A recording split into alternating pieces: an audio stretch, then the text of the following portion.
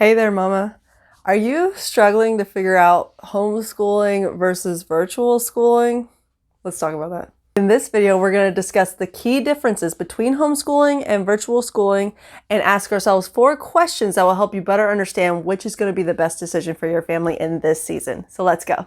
The main difference between homeschooling and virtual schooling is that virtual schooling is going to be associated with some sort of public school. That could be your local public school, or that could be a distant public school like K-12 and programs like that. Whereas homeschooling, the responsibility of educating your child is yours and yours alone. I know that sounds scary, but it might not be. And so this is why we're going to ask these 4 questions. Let's get to it. The first question you have to ask yourself when thinking about homeschool versus virtual school is how much time do you have? Because I'll let you in on a little secret. Homeschooling don't take that long. It really doesn't. Homeschooling don't take that long. For kindergarten, you play for 30 minutes to an hour doing school. In first, second, third, you maybe do an hour and a half to 2 hours. Third, fourth, fifth, an hour and a half to 3 hours.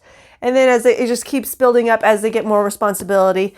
But with virtual schooling, most of the models are going to replicate what it's like in public school. So you're going to have a child that spends a lot of time in front of the computer, and that isn't necessarily a bad thing because that does replicate what life will look like for them, as an adult if they go into a workforce where they are at the computer all the time. But for younger learners, that can be a little bit of a challenge, a little bit of a struggle, especially if you have a kinesthetic learner. We talked about the different learning styles in this video here, so definitely check that out if it's homeschooling or virtual schooling. Either one is something that you're considering so that you can create the best environment for them to learn in. But if you have a kinesthetic learner or a learner or just a young person, a really young person, kindergarten, first grade, second grade, they're gonna maybe struggle with this.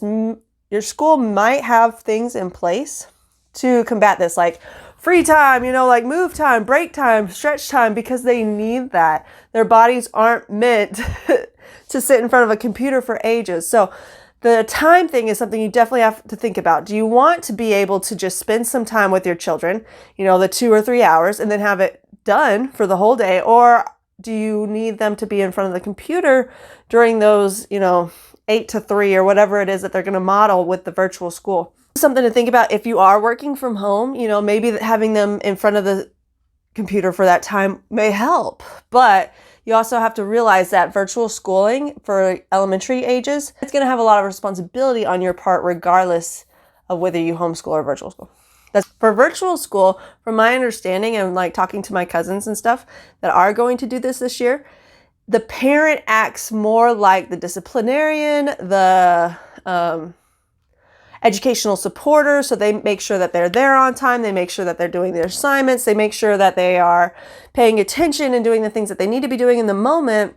And the teacher provides the curriculum. So whether or not you homeschool or virtual school, if you are learning at home, you will have some responsibility in your child's education. So whether you want that to be 3 hours or however long, or you want that to be like an all day kind of deal, is up to you. That's something you have to think about. The second question you have to ask yourself when thinking about homeschool versus virtual school for elementary students, are you willing to seek curriculum on your own? Now, this is where the teacher comes in. They make all the materials, they make the lesson plan, they hand it to your kid, and you and your kid work on it together. Or you don't do the work for them, but you facilitate their learning. You make sure that they are on task. You help them when they need it, things like that. You are homeschooling, their curriculum, their learning material, all that is placed on you. And there are a lot of free options available to you if a budget is something that goes into this equation for you. You also have the freedom to make your own curriculum. And this is something that is discussed for you in the book Homeschool Basics Lesson Planning. Ta-da! I'll link that book down below. So if homeschooling is something that you're interested in, go ahead and pick that up and see just how easy it is to create your own lesson plans. The third question you have to ask is, how much do you like uncertainty?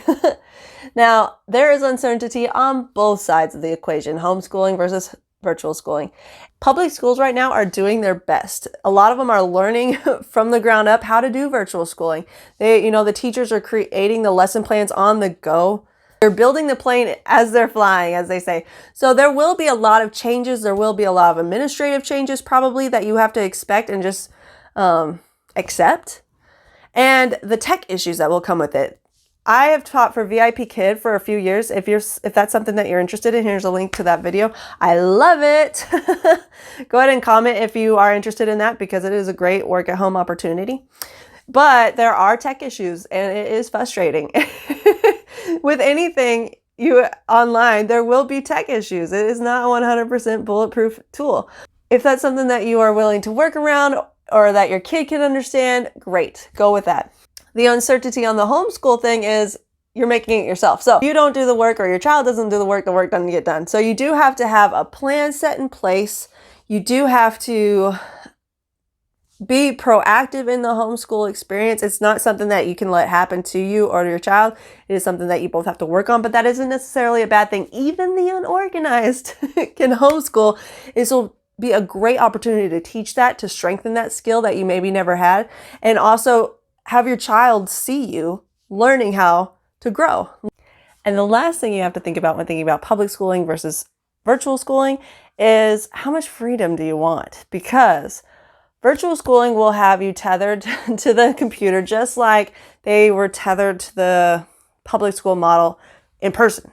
You know, they get counted for absences, they have to be there at certain times, things like that.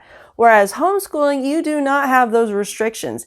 Yes, many states within their requirements that you have to look up before homeschooling, by the way, many states do have requirements that you have to meet a certain amount of hours and a certain amount of curriculum and blah, blah, blah, blah, blah. But those are set on your terms. Those are set on your schedule. Those are set when it works best for you. So if you have an interesting work schedule where their school time just works better in the evening when you can actually help them, then you may want to think about homeschooling. If you guys are traveling around a lot, yes, you can travel with virtual school, but they still have to be logged into those times. So if you're on vacation at the beach, guess what? They have to be logged in at those times during the vacation on the beach. However, if you want to go homeschool route and go on vacation, you get all that time to yourself and you can make it up whenever it works best for you. There's so much more freedom that you get with homeschooling. No one's going to argue that. So if you are thinking about homeschooling, I highly recommend that you download the ebook written for you. So you survived spring 2020, ready to try homeschool for real? Ta-da! You can find the link down below. And go ahead and leave a comment. Which one are you leaning more towards? Are you thinking about homeschooling your family, or are you thinking about virtual schooling and then seeing what it's like and backing off, or just riding the ride of what it is? I'm so excited for you with whatever decision that you make, because these are big decisions. And I'm so proud of you for taking the time to think about these and doing what's right for your family, whatever it is. So fist bump, we got this. I look forward to seeing y'all again in the next video where we talk about how to homeschool on a budget. See you then. Bye.